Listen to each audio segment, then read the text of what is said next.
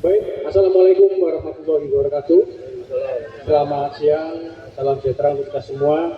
Semoga kita selalu dirahmati Allah Subhanahu wa taala hingga akhir zaman. Yang membedakan acara Parade Jiwa Muda tahun 2025 kali ini yaitu adanya kita kedatangan tamu-tamu khusus. Tamu-tamu yang sengaja akan kita ajak untuk ngobrol cantik tentang semua hal yang beliau-beliau setelah menjadi ahlinya. Baik, para pecinta jiwa, para jiwa muda dan juga pembaca dari portal media kabar1lamongan.com, hari ini kami bersyukur karena kita kedatangan 3 orang tamu yang memang sudah izin, sudah kami mimpikan beberapa bulan yang lalu supaya hari ini bisa rabu. Yang pertama, saya sapa dulu Ketua IDI Ikatan Dokter Indonesia Cabang Lamongan. Beliau hadir hari ini, Dr. Budi Himawan, spesialis urologi. Assalamualaikum dok. Assalamualaikum dok. Waalaikumsalam. Bagaimana kabar hari ini dok? Alhamdulillah. Terima kasih suatu kehormatan dokter bisa rawuh ke acara ini. Dan kedua dari rekan-rekan BNN Gresik, ya ada Mas Triyuli Yunansyah SPD. Beliau jauh-jauh dari Gresik hari ini dengan sangat penuh keyakinan untuk menyampaikan apa program BNN untuk masyarakat umum. Dan yang terakhir gak kalah penting, beliau ini sudah datang tadi malam dan ikut melekan kami, humas dari Forum Kader Bela Negara Badan Koordinator Lamongan atau Bakarda Lamongan, Pak Hari. Bagaimana kabarnya Pak Har? Alhamdulillah. Apa masih ngasuk Pak Har? Tetap semangat ya, meskipun kita minat tadi malam. Oke. Baik untuk seluruh hadirin, nanti recording talkshow hari ini bisa teman-teman lihat di channel Kabar Satu Podcast di YouTube, bisa dilihat langsung dan jangan lupa untuk subscribe.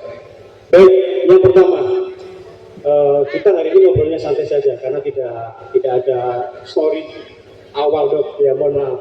Oke, kepada Dokter Budi dulu dok.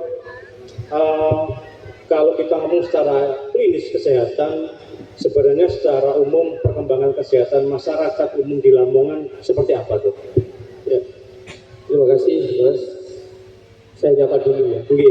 Mas dari teman-teman dari Forum Bela Negara, dari Mas Ian dari BNN dan seluruh teman-teman pejabat semua. Pertama-tama saya mau ucapkan terima kasih dulu Mas karena sudah diundang. Awal ketika saya diberitahu, kok saya baru dengar gitu. Ternyata forum ini udah lama ya Mas ya? Udah lama dan alhamdulillah ini acara yang terbesar di Lamongan ya. Iya, iya. Semoga nanti ke depan kita bisa berkolaborasi ketika kita diajak untuk kebaikan, insya Allah kita tidak akan pernah nolak Mas. Amin. Demikian juga tadi pagi teman-teman kita minta untuk ikut pengobatan, ikut periksa dan sebagainya.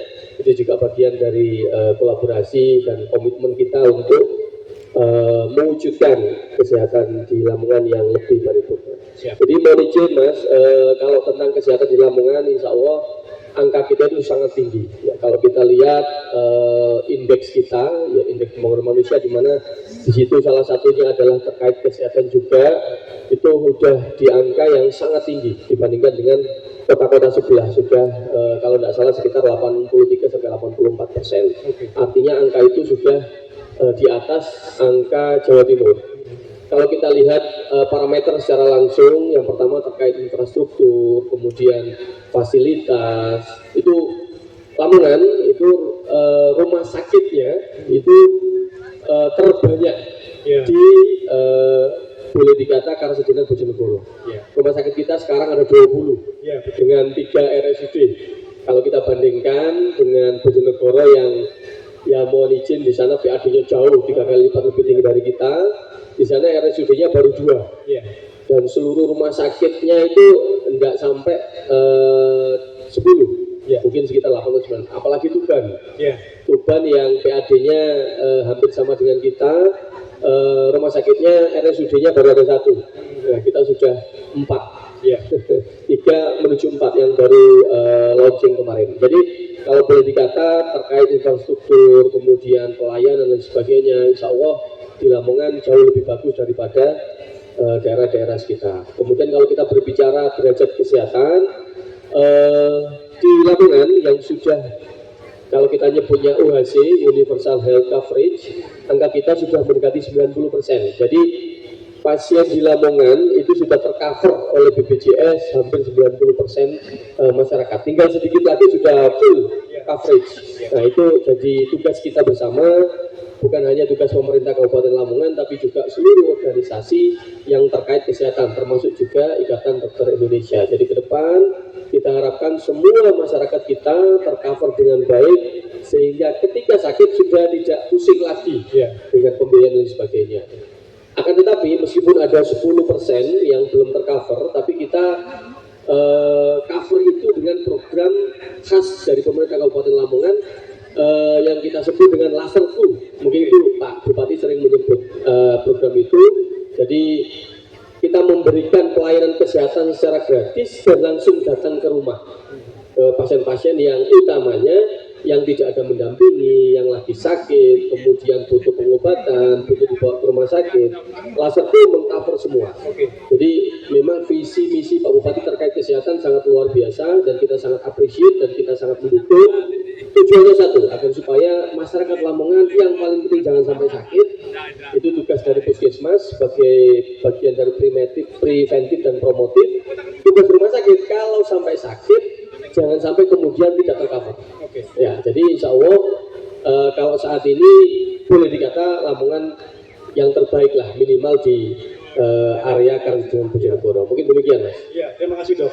Jadi untuk warga Lamongan, jika suatu saat dan bukannya kami mendoakan, artinya kalau sakit jangan takut-takut untuk datang ke rumah sakit RSUD Dr. Sugiri, karena sudah disampaikan BPJS sudah mengcover dan seperti janji beliau nanti akan ditangani semuanya dengan baik.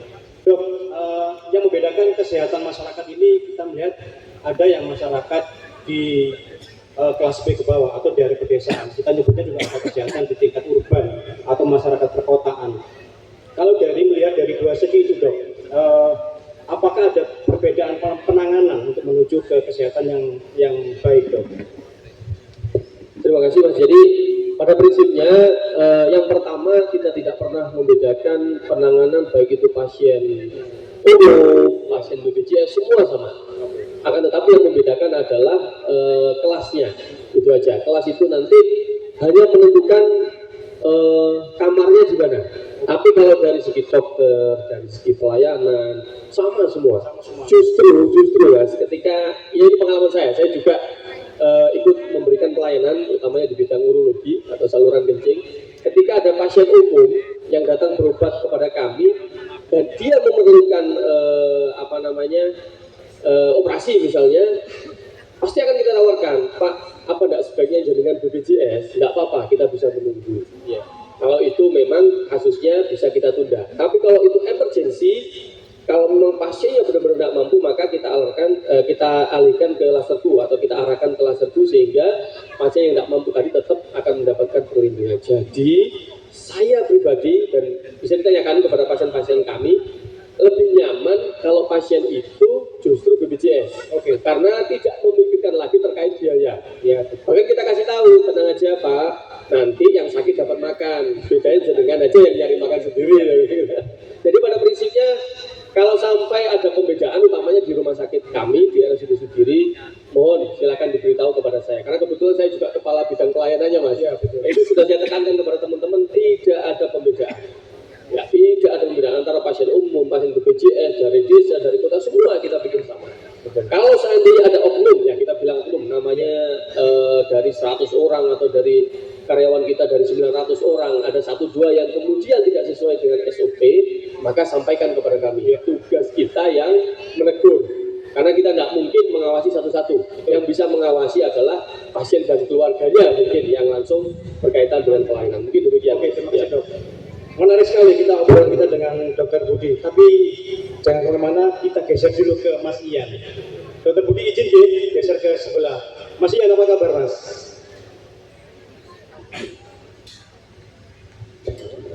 Alhamdulillah baik Pak. Ya. Selamat datang di Lamongan, Mas. Siap. Mas, sering kita lihat di kejadian berita ya, media massa bahwa sekarang untuk urusan narkoba ini tidak hanya ditemukan kepada orang-orang dewasa seperti masa-masa lalu, tapi sekarang usianya itu sudah menginjak sampai ke usia-usia muda dan mereka sudah minimal sebagai pemakai.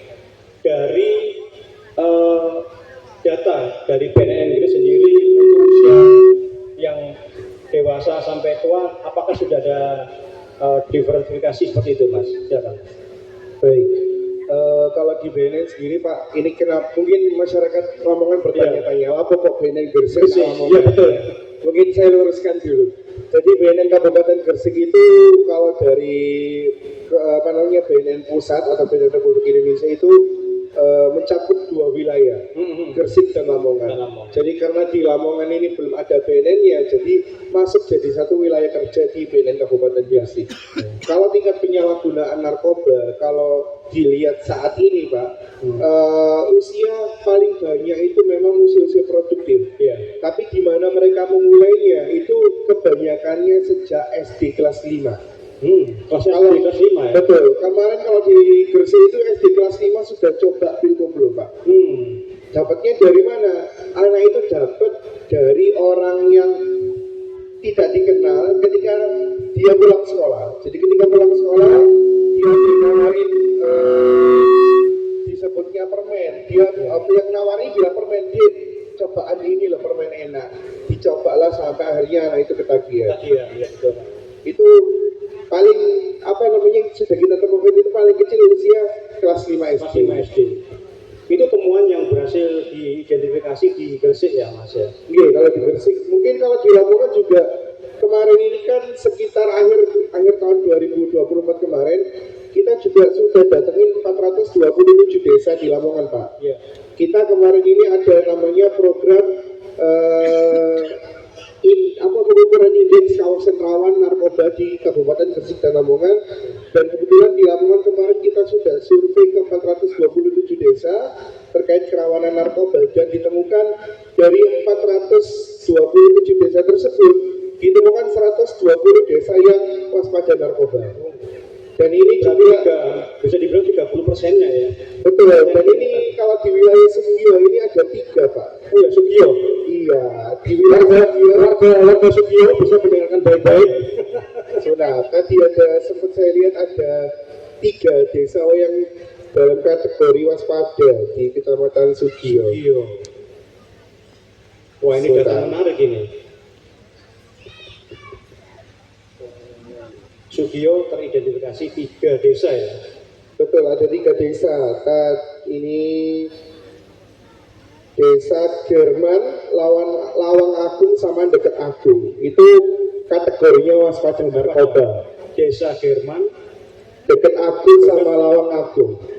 Ya, warga Lamongan dicatat baik-baik. Dari kawasan Sugio, dari hasil survei kemarin, kita menemukan ada 3 yang waspada. 3 waspada ya? Betul. Itu sejumlah 30% dari temuan awal itu yang saya. Betul. Dan ini setiap tahunnya kita juga adakan surveinya juga setiap tahunnya. Mungkin nanti di akhir tahun 2025 apakah yang waspada ini sudah menjadi siaga ataupun aman gitu. Ya.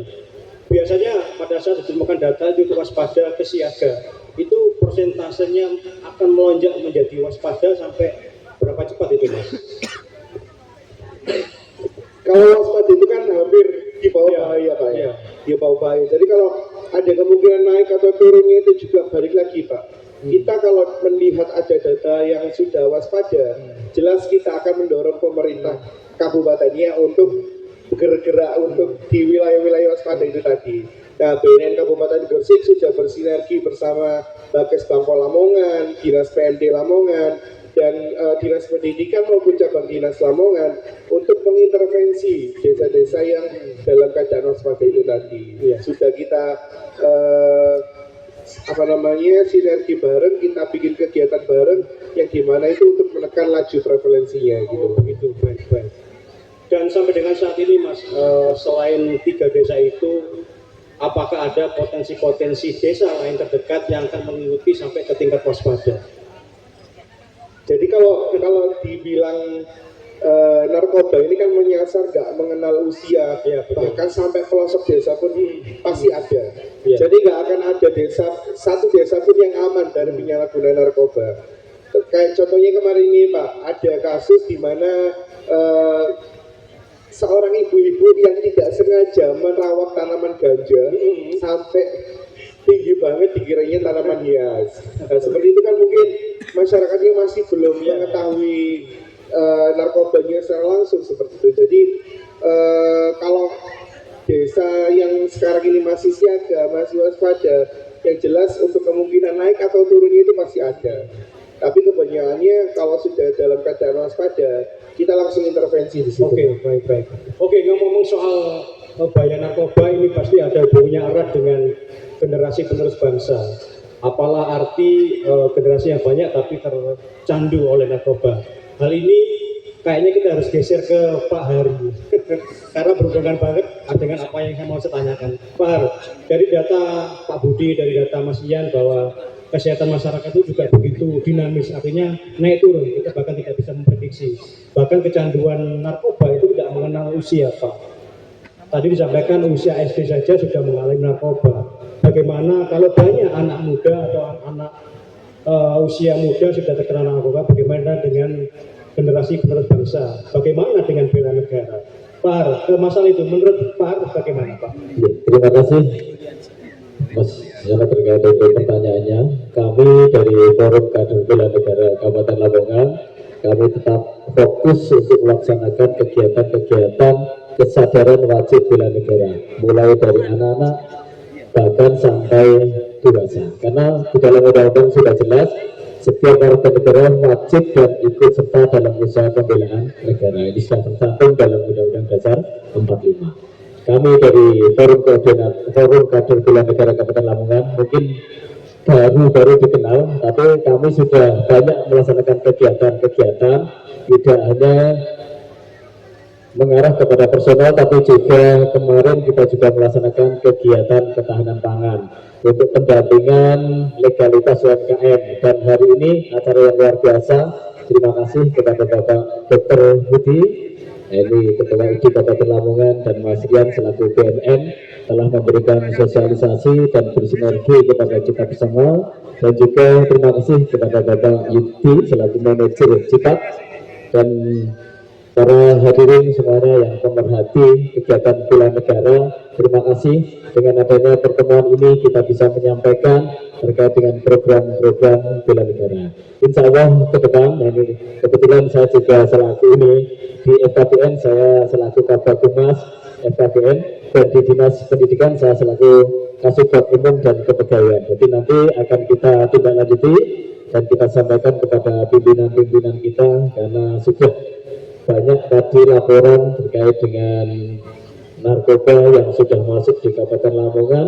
Jadi semoga nanti kita selalu bersinergi sehingga nanti kita bisa memberikan sosialisasi kepada lembaga-lembaga, kepada masyarakat, khususnya anak-anak, sehingga tahu akan bahaya narkoba. Kemungkinan mereka melakukan itu karena tidak tahu. Jadi ya, kita harus bersama-sama. Saya mohon semua dari tokoh-tokoh masyarakat juga kita bekerja sama terus ya untuk memberikan sosialisasi terkait dengan bahaya narkoba. Tidak hanya itu, FKBN juga punya program terkait dengan pendidikan karakter. Karena bagaimanapun nanti kalau karakter sudah baik, akan baiklah untuk ya maju dan terus maju untuk Kabupaten Lamongan. Untuk tadi malam kita juga sudah melaksanakan awal camp bela negara atau sekolah alam bela negara, yang di situ kita berikan pembekalan terkait dengan materi-materi bela negara.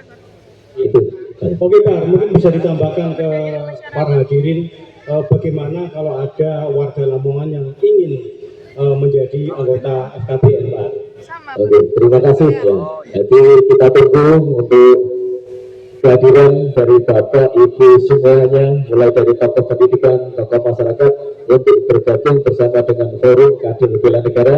Nanti bisa WA saya, nanti kebetulan saya dari Kabag Humas, nanti kita masukkan di grup.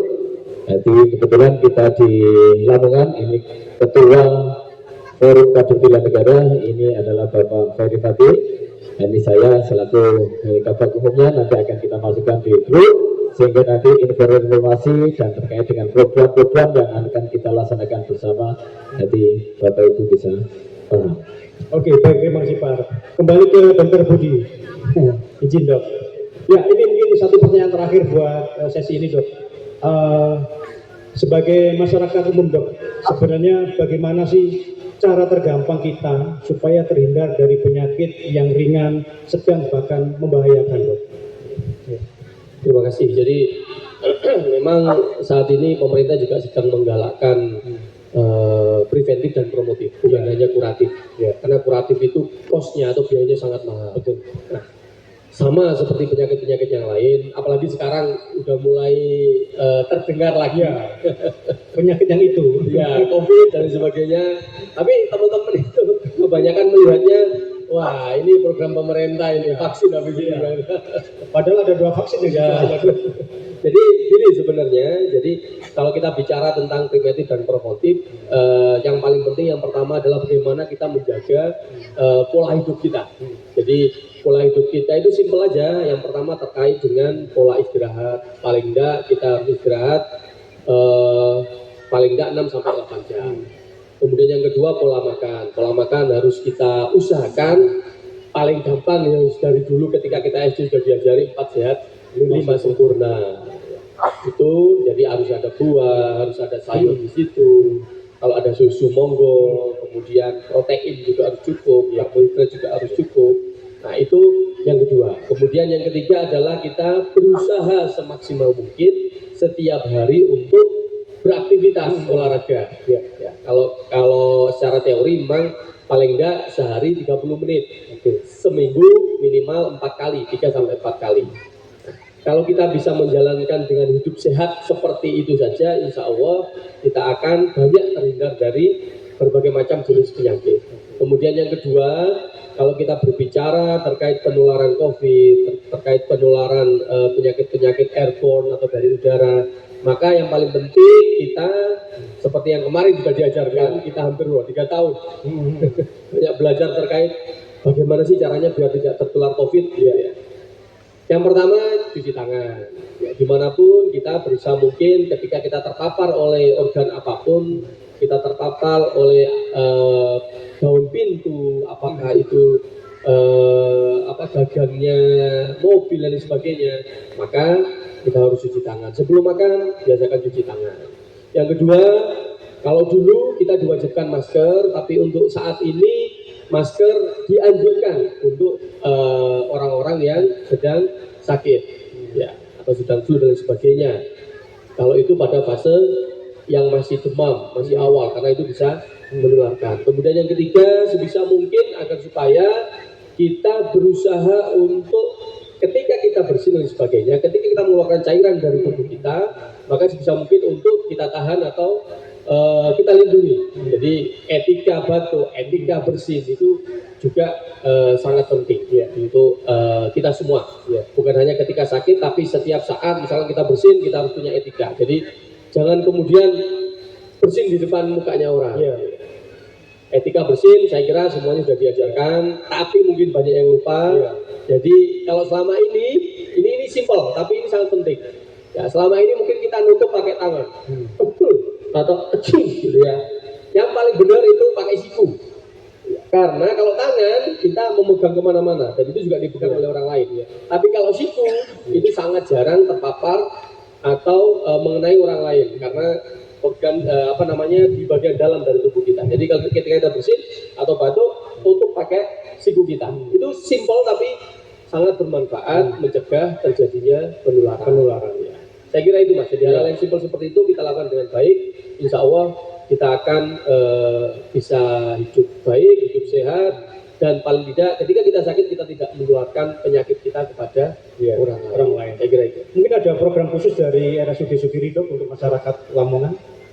Jadi RSUD Sugiri itu memang kita berada di dalam organisasi kesehatan di bidang kuratif. Jadi sebagian besar kegiatan kita itu penyembuhan. Kalau yang preventif promotif itu sebagian besar dikerjakan oleh puskesmas. Tapi kita sebagai instrumen kesehatan juga tidak pernah melupakan preventif dan promotif kita. Jadi kita rutin yang pertama mengadakan edukasi. Kalau mungkin teman-teman pernah ke RSUD, kita secara berkala kita melakukan penyuluhan terkait berbagai macam penyakit, ya, misalkan itu di Opjin, kita AKIE, bagaimana sih kita waspada terhadap kanker serviks dan sebagainya, itu rutin kita laksanakan. Kemudian yang kedua, kita juga ada senam lansia yang itu kita laksanakan sebagai bagian dari pencegahan pemburukan dari penyakit. Kemudian yang ketiga, kita juga aktif ikut acara-acara seperti yang sekarang, kemudian juga acara-acara kesehatan lainnya. Kita aktif di situ untuk promosi, bagikan leaflet, kita bikin baliho, kita bikin tulisan-tulisan di Instagram dan lain sebagainya. Itu yang selama ini yang terkait preventif dan promotif yang secara rutin lewat salah satu organisasi kita yang namanya PKRS atau penyuluhan yang ada di rumah sakit itu melaksanakan kegiatan tersebut, Mas. Oke, baik. Motor dong, ke Mas Ian. Mas, bisa disampaikan program-program yang saat ini dilakukan oleh BNN Gresik untuk mengantisipasi penyebaran atau peningkatan yang terpapar atau pengguna dari narkoba, Mas? Iya, sebelumnya saya ini dulu Pak. Saya ralat tadi dulu kan ternyata hasil surveinya tadi saya lihat acak nomornya dan ini barusan saya lihat berita 60 desa. 60 desa. 60 desa dari 427 desa itu rawan narkoba. Rawan narkoba. Ya, dan kalau 60 desa itu di Lamongan ya? di Lamongan aja 60 Lamongan. desa, betul. Ingat para warga Lamongan 60 desa masuk kategori waspada narkoba.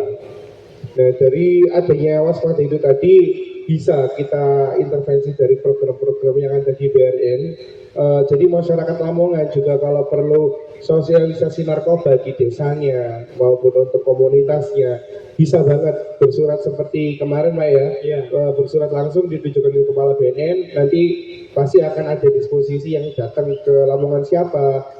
Kebetulan Pak, petugas kami dari BNN ada juga yang dari Lamongan, termasuk ada Mbak Dinda ini juga dari Lamongan, dan 2 anggota kepolisian juga dari Lamongan. Oke, baik. Nah itu juga nanti bisa dilaksanakan di Kabupaten Lamongan. Selain itu juga ada yang namanya program rehabilitasi. Nah program rehabilitasi ini yang kebanyakannya belum banyak yang tahu kalau di BNN Gresik itu bisa untuk mengajukan diri. Jadi Bapak Ibu yang anggota keluarganya atau orang terdekatnya ada yang kecanduan narkoba, silakan dibawa langsung aja ke kantor BNN. Jadi nggak usah takut nanti di pidana, nggak usah takut karena sudah ada di undang-undang pasal 5455 Undang-Undang Narkotika nomor 35 tahun 2009, barang siapa pecandu atau penyalahguna narkotika yang menyerahkan diri langsung ke BNN Gresik itu bebas sanksi pidana dan biayanya juga gratis. Dan itu untuk program rehabilitasi. Terus selanjutnya kalau misalkan Bapak Ibu juga mau melaporkan adanya peredaran gelap narkoba itu juga bisa. Jadi kalau Bapak Ibu mau lapor silakan diakses di sosial media kami 24 jam online untuk masyarakat Gresik Lamongan. Nanti tinggal dicek aja di Google BNN Kabupaten Gresik, muncul semua sosmednya, mulai dari TikTok, Instagram, WA Call Center, Twitter juga ada, semuanya ada. Silakan bisa dilaporkan di sana. Yang pasti kerahasiaan pelapor dijamin kerahasiaannya Pak. Baik, mantap, terima kasih. Terakhir ke Pak Har. Pak Hari, bisa disampaikan ke masyarakat omongan tentang generasi penerus yang bisa menjadi penopang apalagi pendukung bela negara. Terima kasih untuk Mas Jono. Ya. Jadi terkait informasi baik dari Pak Dr. Budi maupun dari Pak Rian dari BNN. Jadi kami ya selaku dari Forum Kader Bela Negara akan terus mendukung, mensupport untuk menjadikan Kabupaten Lamongan bebas dari narkoba. Ya tentunya dengan kegiatan-kegiatan pembekalan bela negara. Terima kasih. Baik, terima kasih Pak Har. Baik, alhamdulillah hari ini podcast mini kita atau talkshow kita dengan ketiga tokoh yang luar biasa. Ada Dr. Budi dari RSUD Sugiri, ada Mas Ian dari BNN Gresik, dan ada Pak Hari dari FKBN Kabupaten Lamongan. Sudah selesai kita lakukan. Mudah-mudahan kita warga Lamongan yang hari ini hadir atau nanti yang menonton acara ini bisa menjadi warga yang lebih baik, bisa menjadi warga yang makin sehat, jauh dari narkoba, dan pastinya mencintai NKRI dengan bela negara. Baik Bapak sekalian, terima kasih atas rawuhnya hari ini. Semoga kita semua semakin kompak, semakin sehat. Baik, selesai sudah perbincangan kita dengan ketiga tokoh beliau ini. Akhirul kalam, wabillahi taufiq wal hidayah. Wassalamualaikum warahmatullahi wabarakatuh.